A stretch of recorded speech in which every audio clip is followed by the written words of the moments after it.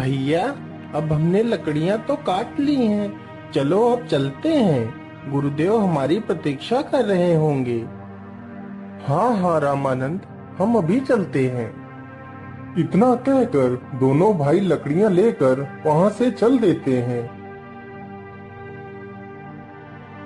गुरुदेव, आंखें खोलिए गुरुदेव, देखिए हम लकड़ियां लेकर आ गए हैं। ठीक है पुत्र, तुम इन लकड़ियों को बाजार से बेचकर कुछ राशन ले आओ। हमारे पास तो जितना धन था वह समाप्त हो चुका है। परंतु गुरुदेव, आपको धन की क्या आवश्यकता है? आप तो उस चमत्कारी मंत्र से धन को प्राप्त कर सकते हैं। नहीं श्यामानंद, वह मंत्रित धन हमारे उपयोग के लिए नहीं है। वह मंत्रित धन जगत कल्याण के लिए ही है। जिस मंत्र का उपयोग मैं एक वर्ष में सिर्फ एक बार ही कर सकता हूँ। श्यामानंद, तुम जल्दी से बाजार से लकड़ियाँ बेच आओ। कल सुबह हमें शहर के लिए प्रस्थान करना है।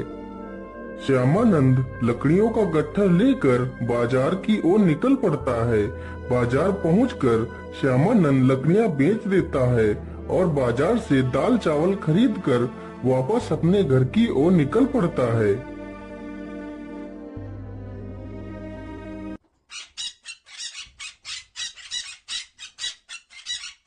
अरे, ये किसकी आवाज है? मुझे लगता है या तो एक पक्षी की आवाज है जो किसी मुसीबत में लगता है। अरे, या तो एक तोता है। मुझे इसकी जान बचा लेनी चाहिए, नहीं तो यह बाज उसे मार डालेगा। श्यामानंद तुरंत ही एक डंडा उठाता है और बाज को फेंक कर मारता है, तो बाज तुरंत ही तोते को छोड़कर वहां से उड़ जाता है। अरे राम राम राम, यह तोता तो पूरी तरह घायल हो चुका है। मुझे इसके घावों पर जड़ी बूटी लगा देनी चाहिए। इतना कहकर वह जल्दी से जड़ी बूटी लाता है और तोते के घाव पर लगा देता है। तोता कुछ क्षण पश्चात स्वस्थ हो जाता है। हे दयालु इंसान, तुमने मेरी मुसीबत में सहायता की है। तुम्हें जब भी मेरी मदद की आवश्यकता हो तो मुझे जरूर याद करना।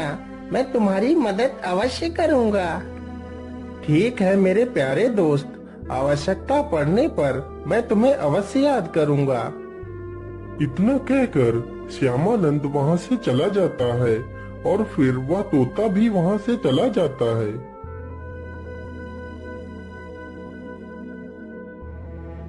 सुबह होते ही वह दोनों शिष्य तथा वह साधु तीनों शहर की ओर निकल पड़ते हैं। चलते चलते वह तीनों एक जंगल से गुजरते हैं। अरे ठहरो तुम तीनों, इतनी जल्दी भागते हुए तुम लोग कहाँ चले जा रहे हो? हम तीनों शहर जा रहे हैं, लेकिन आप लोग कौन हो? हम तीनों इस जंगल के डाकू हैं। डाकू?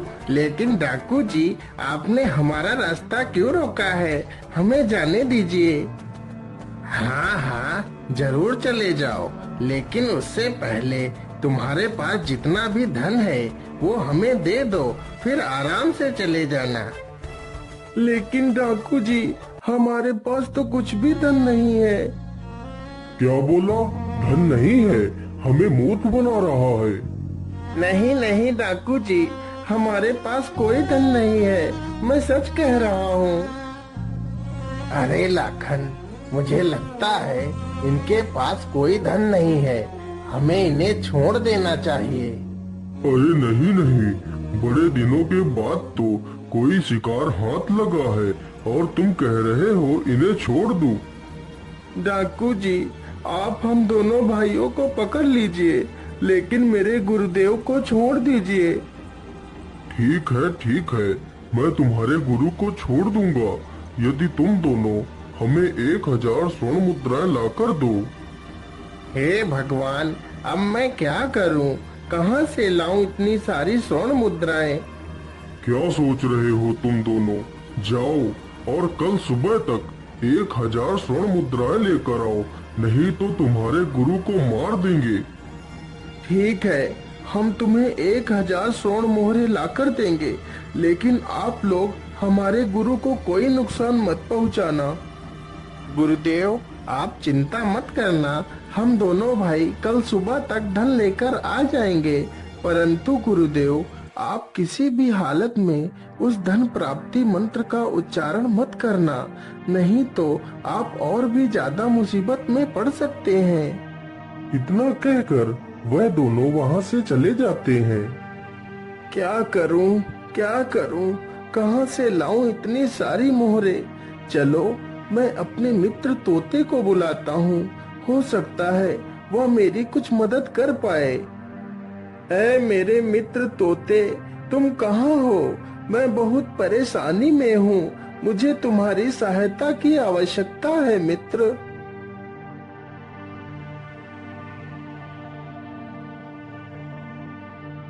अरे, यह आवाज तो मेरे मित्र की है, चलो चलकर देखता हूँ।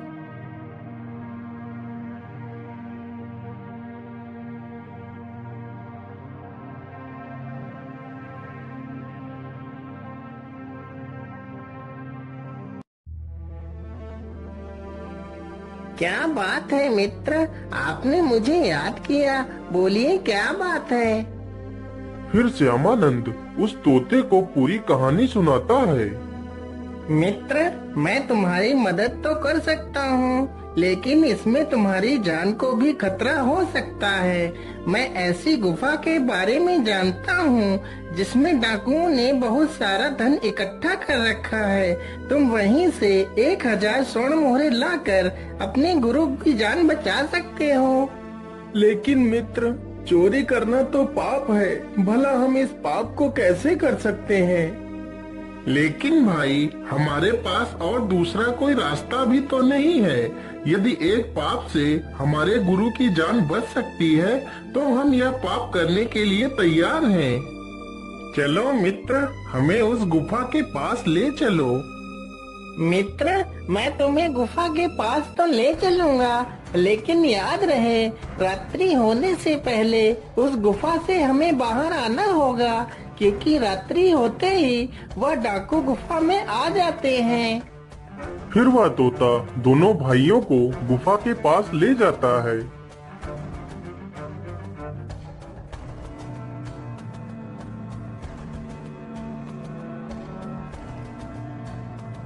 मित्र, यही वह गुफा है जिसमें खजाना छिपा है।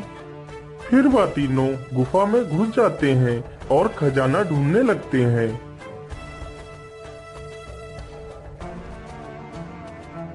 अरे मित्र, हम इस गुफा में तो आ गए हैं, लेकिन खजाना तो कहीं दिखाई नहीं दे रहा। ढूंढते रहो मित्र, खजाना यहीं कहीं होगा।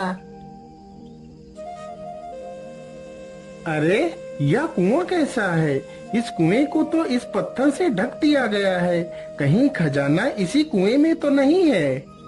हाँ हाँ मित्र, तुम बिल्कुल ठीक सोच रहे हो, जरा इस पत्थर को तो हटाओ। जैसे ही दोनों भाई उस पत्थर को हटाते हैं, तो देखते हैं पूरा कुआं खजाने से भरा हुआ है। अरे भाई, खजाना तो मिल गया, चलो जल्दी से 1000 मोहरे ले लेते हैं। वह दोनों जल्दी जल्दी से 1000 मोहरे उठाकर चल देते हैं। उधर शाम होते ही डाकू गुफा की ओर आ जाते हैं।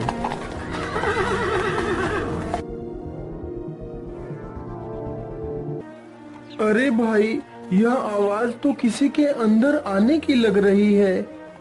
हाँ मित्र, मुझे लगता है वह डाकू आ गए हैं, चलो जल्दी से छिप जाते हैं। फिर वह तीनों एक चट्टान के पीछे छिप जाते हैं। उधर वह डाकू उस साधु को पेड़ से बांध देते हैं और उन दोनों भाइयों की प्रतीक्षा करने लगते हैं। इसी प्रकार वह साधु तथा वह दोनों भाई बड़ी ही कड़ी मुसीबत में फंस जाते हैं। इसी प्रकार डाकुओं को प्रतीक्षा करते करते सुबह से दोपहर हो जाती है, लेकिन दोनों भाई वापस नहीं आते। अरे ओ साधु, तेरे शिष्य तो अभी भी नहीं आए हैं, कहीं वह मुझे मूर्ख बनाकर तो नहीं चले गए? यदि ऐसा हुआ तो तेरी जान मैं अवश्य ले लूंगा। नहीं नहीं डाकू भाई, आप मुझे मत मारिए, आप मुझे छोड़ दीजिए। हाँ हाँ, हम तुझे छोड़ देंगे यदि तू हमें ढेर सारा धन दे। ठीक है, मैं तुम्हें खजाना दे सकता हूँ, लेकिन तुम्हें खजाना मिलने के बाद क्या तुम मुझे छोड़ दोगे? हाँ हाँ साधु, मैं तुझे छोड़ दूंगा, पहले तू मुझे खजाना दे दे। फिर साधु उसी धन प्राप्ति मंत्र का उच्चारण करने लगता है। तभी आसमान से हीरे जवाहरात सोने की मोहरें गिरने लगती हैं। यह देखकर सारे डाकू खुशी से झूम उठते हैं और सारा धन इकट्ठा करने लगते हैं। अरे मित्र, मुझे लगता है सुबह हो गई है। तुम जल्दी से जाओ और देख कर आओ क्या वह डाकू गुफा से बाहर चले गए।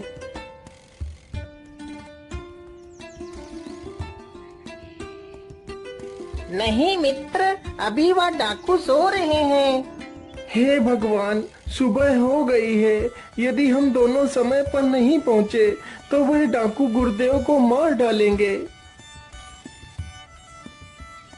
हे साधु, तुमने मेरे कहे अनुसार मुझे इतना सारा धन दिया है, इसलिए मैं तुम्हें आजाद करता हूँ। ठहर जाओ लाखन, ये सारा धन मेरे हवाले कर दो, नहीं तो तुम सब लोग मारे जाओगे। अरे छगन भाई, आप यहाँ? अरे छगन भाई, हम तो डाकू हैं, इसलिए हम तो भाई भाई हुए। हमें मार कर आपको क्या मिलेगा? यह खजाना मुझे तो इस साधु ने अपने मंत्रों की सिद्धि से दिया है। तुम हमें छोड़ दो, इस साधु को पकड़ लो। नहीं नहीं डाकू जी, मैं तुम्हें खजाना नहीं दे सकता। वह मंत्र मैं 1 वर्ष में सिर्फ 1 बार ही उपयोग कर सकता हूँ। इतना सुनते ही डाकू गुस्से में आकर साधु को चाकू से मार देता है और सारे डाकू आपस में ही लड़ने लगते हैं और एक दूसरे को मार देते हैं। बस 2 ही डाकू बचते हैं। अरे शेर सिंह, अब हम 2 ही बचे हैं। अब हम ऐसा करते हैं, यह सारा धन आपस में आधा आधा बांट लेते हैं। हाँ सरदार, यही ठीक रहेगा। चलो जल्दी से यह सारा धन 2 हिस्सों में बांट लेते हैं। हाँ हाँ शेर सिंह, लेकिन उससे पहले कुछ खा पी लेते हैं, फिर आराम से धन के 2 हिस्से कर लेंगे। शेर सिंह, तुम बाजार जाओ और कुछ खाने के लिए ले आओ, तब तक मैं खजाने की देखरेख करता हूँ। ठीक है सरदार, मैं अभी खाना लेकर आता हूँ। मेरा नाम लाखन है बेटा, मैं ऐसे ही नहीं तुम्हारा सरदार बना। यह खजाना सिर्फ मेरा है। मेरा नाम भी शेर सिंह है। मैं तुझे ऐसे नहीं छोड़ूंगा। वह सारा खजाना सिर्फ मेरा है। फिर वह बाजार से खाना खरीद कर लाता है और उसमें जहर मिला देता है। अब यह खाना लाखन खाएगा और ढेर हो जाएगा, फिर सारा खजाना मेरा होगा। अरे सरदार, तुम कहाँ हो? देखो मैं खाना लेकर आ गया हूँ। लाखन एक पेड़ के पीछे छिपकर यह सब देख रहा था। जैसे ही शेर सिंह पीछे की ओर मुड़ता है, तभी लाखन पीछे से शेर सिंह को तलवार से घायल कर उसे मार देता है। चलो, मेरा आखिरी कांटा भी निकल गया। अब यह सारा धन मेरा है। चलो जल्दी से यह खाना खा लेता हूँ, फिर यह सारा धन उठाकर यहाँ से भाग जाऊंगा। इतना कहकर वह उसी जहरीले खाने को खा लेता है और तड़प तड़प कर मर जाता है।